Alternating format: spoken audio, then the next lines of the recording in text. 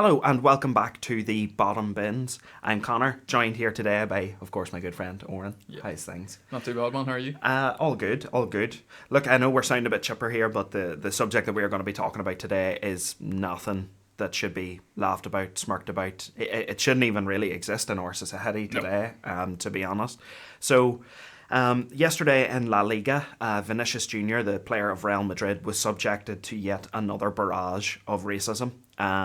And this is not the first time that this has happened. This has now happened to Vinicius on several occasions, and it is happening to black players all the time in football.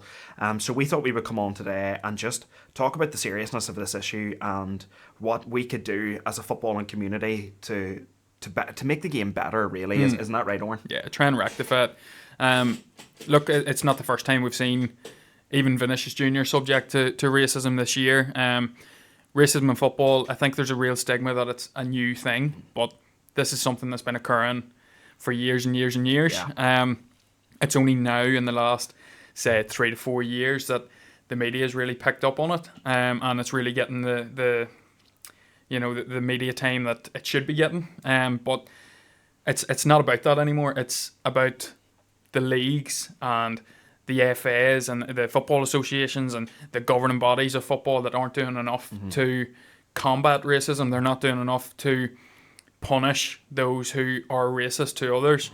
Like we're seeing there, Ivan Toney's got an 8-month ban for sticking 20 quid on a 20-to-1 accumulator. Do you know what I mean? I know he done it 283 times, but he's got an 8-month ban from football. Yet even the Valencia president last night after the match came out and said, "Oh, Vinicius was in the wrong." Do you know what I mean? Yeah. Like it shouldn't be this way. Well, it does. I'm really, really glad you brought up Ivan Toney, to be honest, Oren. It does make you think, if that was a white player, is the ban as hefty? Look, it is obviously hard to say. It is a hypothetical situation, but it does really make you sort of think, are they just pinning an 8-month ban on a player like Toney because of the colour of his skin? Rio Ferdinand got an 8-month ban as well. Yeah, like and you know, I think when you throw it back, even like we were talking about this last night, John Terry was racist towards Anton Ferdinand and received a month ban. 4 games. A 4-game ban. Yeah. Luis Suarez was racist to Patrice Evra.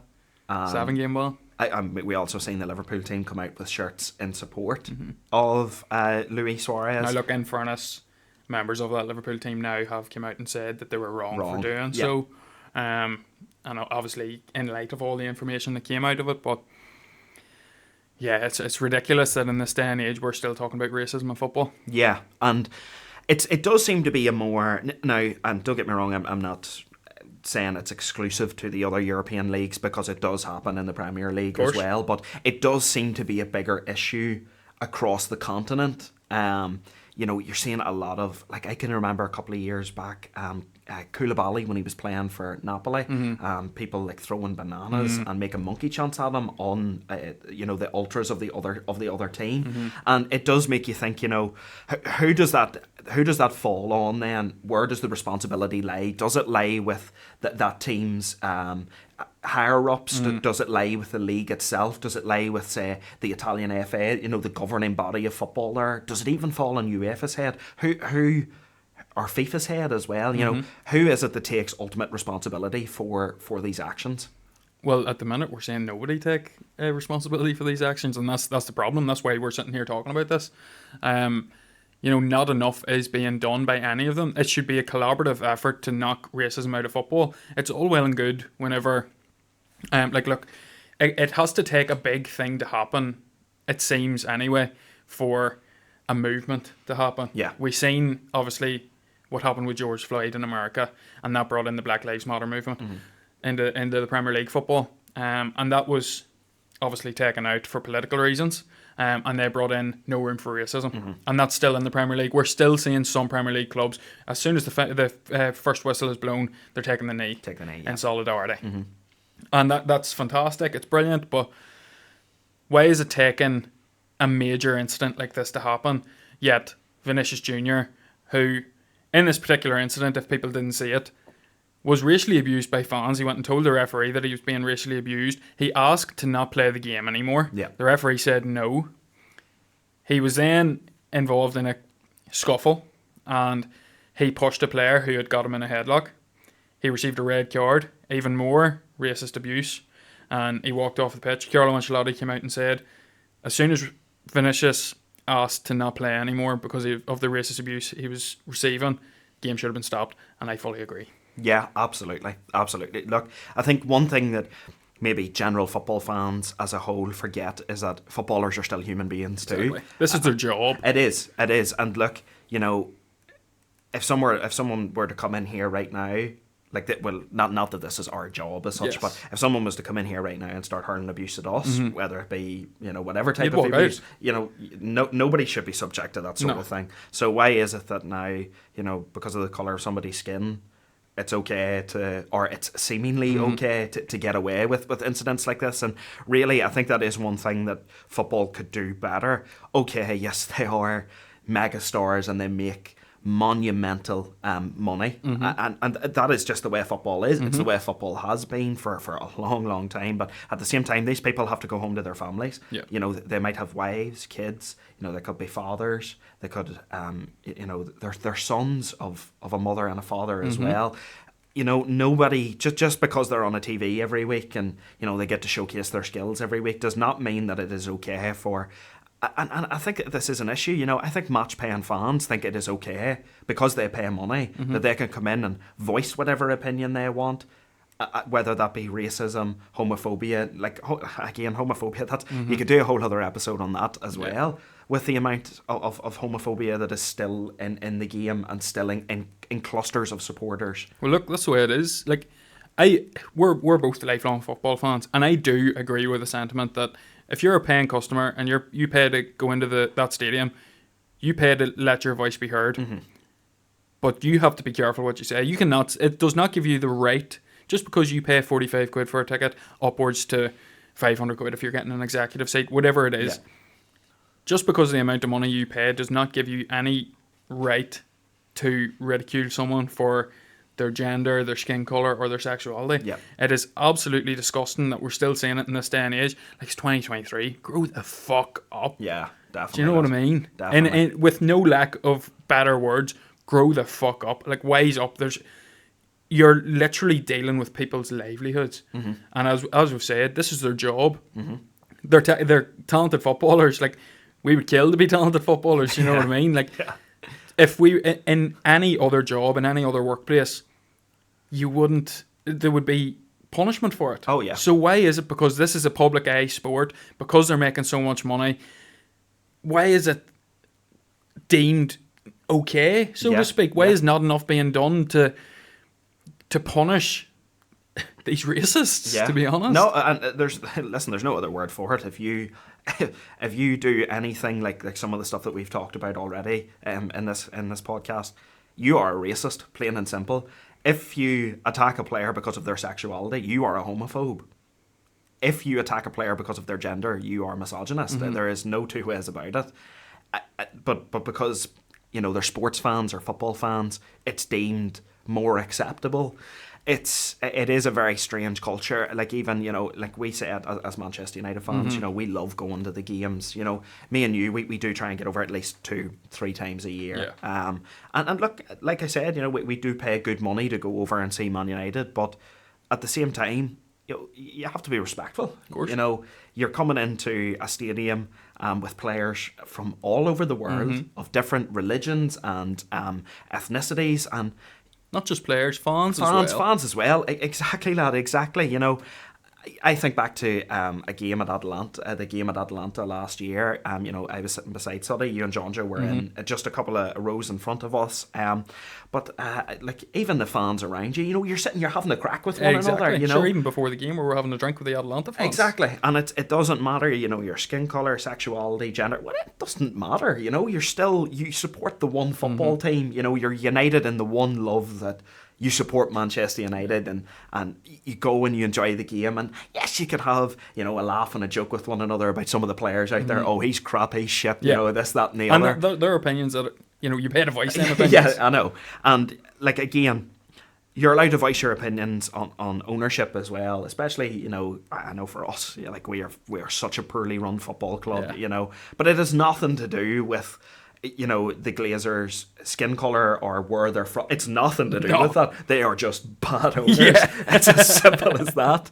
But look, it is, like, unfortunately, this is just such a prevalent issue at the minute. And, you know, I'm actually gutted that we even have to sit here and talk about this. You know, this was such a massive incident that happened last night. And really, I feel so sorry for Vinicius Jr. because he really, over these last few years, he is the one player that has just seemed to get it almost every week. Yeah. It's really, really unfair. And he's such a talented footballer. Like, he's one of the best footballers in the world. He's 22, lad. Yeah. He's still a kid. It's awful. Absolutely awful. And the worst thing is, he's probably experienced it all his life. Yeah.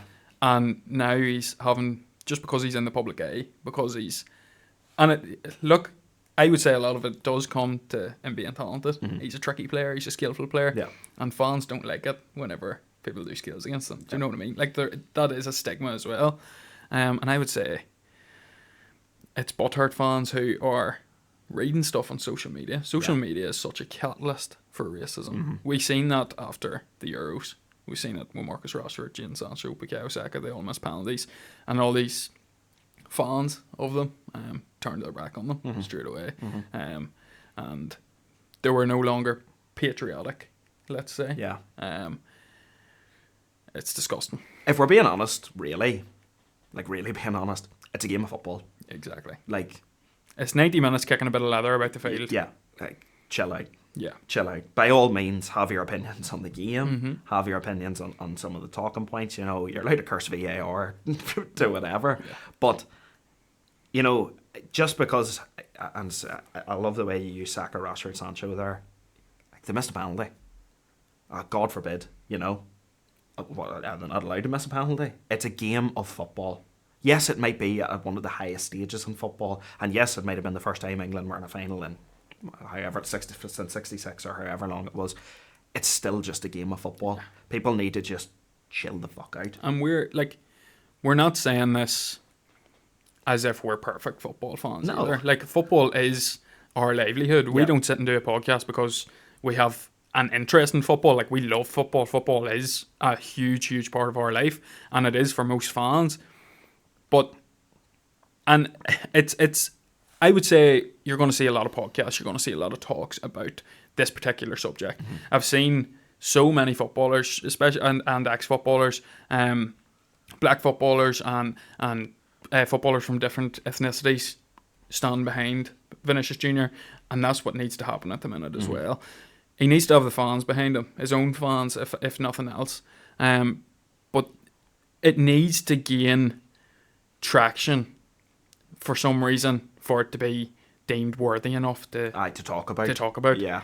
And that's what's awful. And that's, look, it's a positive to an extent that social media has brought this to the to the table of most football fans. Yeah. However, it's also a catalyst in it happening again or further abuse happening on the specific incident. Yeah, absolutely. And really, you know, even just this one isolated incident, if you take just this incident in itself, you know, the fact that at full 24 hours or however long has passed now from this game, and yet there is still no punishments handed out. We've seen no fans be banned or no have statement, no season tickets revoked, nothing like that there. You know, the fact that this is just deemed okay is really, really worrying, because there is so many campaigns around football, like you said, no room for racism. I remember the Kick It Out campaign from a few years ago as well.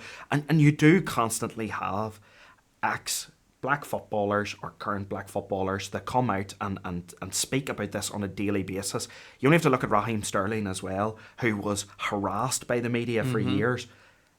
And that is solely because of his skin colour. So we are seeing established media institutions follow sort of the racist prerogative.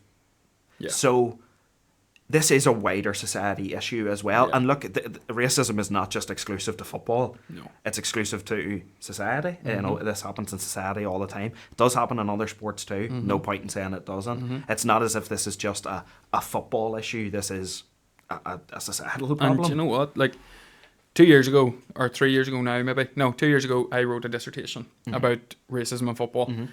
And I was looking at it on a local perspective for Northern Ireland, and in particular where we're from. And it was shocking that some of the results that I found out. The majority of people that took part in any of the surveys I done on the local scale have either experienced or witnessed someone receive racism on a football pitch on a local scale. Mm-hmm. So this is something that isn't just happening in a professional game either. This is something that's right the way to grassroots. Right the way to grassroots. Yeah. And this is something that needs to come from the ground up, because how do you rectify something if it's only at the top? Yeah, you need to go from the top to the bottom, or from the bottom to the top. Yeah. This is something that needs to be taken out of football completely. Mm-hmm.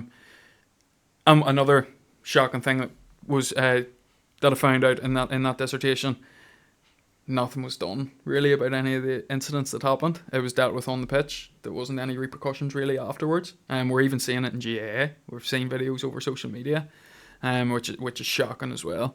And basically, our message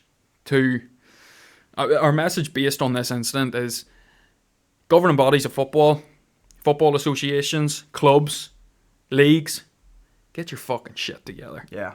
Because we need to kick this out of the game. Do you know what I mean? This game's for everybody. It doesn't matter what gender you are, doesn't matter what ethnicity you are, doesn't matter what sexuality you have. This game is for everybody. And if isolated incidents like this are having to be highlighted for people to talk about it, shouldn't happen. No, it shouldn't. It shouldn't. Football's a beautiful game. It was the game for everybody. It's the most watched sport around the world. Mm-hmm. And really, like you said, from the bottom to the top, or whoever needs to look at this, I'm looking at FIFA especially. It needs to be dealt with. Yeah. And they can't pussyfoot around it anymore. It has to be addressed. Yeah. Because this is too common an occurrence, and it is not fair on players who are human beings at the end of the day to be subjected to this shite when they're doing something that they love and trying to put a smile on all our faces. It's not right. It's not right. Look, the title of my dissertation at the time was, "Is football turning into the not so beautiful game?" And unfortunately, yes, that it is. It is. But look, we haven't really all too much left to say about it. No. If you want to talk about topics like this, definitely check out Parlay Sports. Yeah. It's if you want to tell the viewers. Look, guys, Parlay is, as you know, is the company that we have sort of been partnered with now for the last few months with the podcast, and really, a lot of the content that we have been delivering for Parlay especially has centred around sort of topics in football which might be viewed as a bit sort of taboo. And myself and Oren, we're happy to announce to the viewers that we're actually going on an internship with Parlay now to become sort of full-time journalists with them over the summer. And really what we want to do as really like loving football fans is to produce content and produce articles or videos or content on the podcast which is very much centred towards these issues in football that need discussed and need spoken about. Look, we are two white males. It might seem a bit rich, coming from us, to speak about something like racism, but genuinely, like from the bottom of our hearts, like we're football fans and we don't want to see this shit happen. I know, and like I said, look, it is all well and good coming from us, but it's really not fair. It shouldn't be happening. This is a sport that we, as Oren said, we love. It really makes or breaks our week, and we don't want to see this kind of thing happen. And that's why we have pledged with Parlay that we are going to be trying our best to deliver content that's going to be talking about issues in football that maybe most journalists don't want to talk about because they're maybe afraid of being stigmatized or having something thrown at them. But we want to delve deep into it, and it's the app's whole ethos. It is inclusivity is what it promotes. Non-hatred, that was what was pitched to us from meeting one. From day one, yeah. It was inclusivity, non-hatred, and that's why we were so happy to sign on, because we would like to think that, when everything is said and done with this podcast, and when we do decide to hang it up someday, that we've made a positive impact, whether it be you listen to this episode and you think, it's really good that there's guys out there that are maybe standing up for people of our race or people of our sexuality or gender, whatever it might be.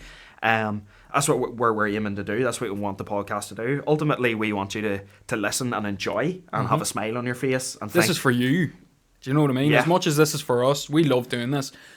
This is a podcast that we hope you listen to and are like, oh yeah, I feel like I can be in a part of that conversation. Yeah. That's why we do this. It's not, look, we're trying to build a portfolio and stuff, yes, but that's not what this is for. This is for your listening pleasure. This is for you to have a conversation with us. This is a community. And if there's hatred or racism or whatever going on in this community, there's one place for you.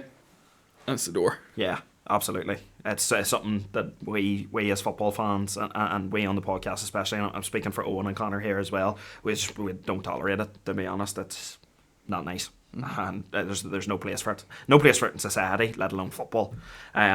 So thank you very much for listening, folks. As always, you can find us on the Parlay Sports app, PRLY Sports. You can follow us at Bottom Bins Pod. That is TikTok, Instagram, and Twitter. Please go and give us a follow over on our other platforms, guys. And as always, keep it bottom bins. Keep it bottom bins.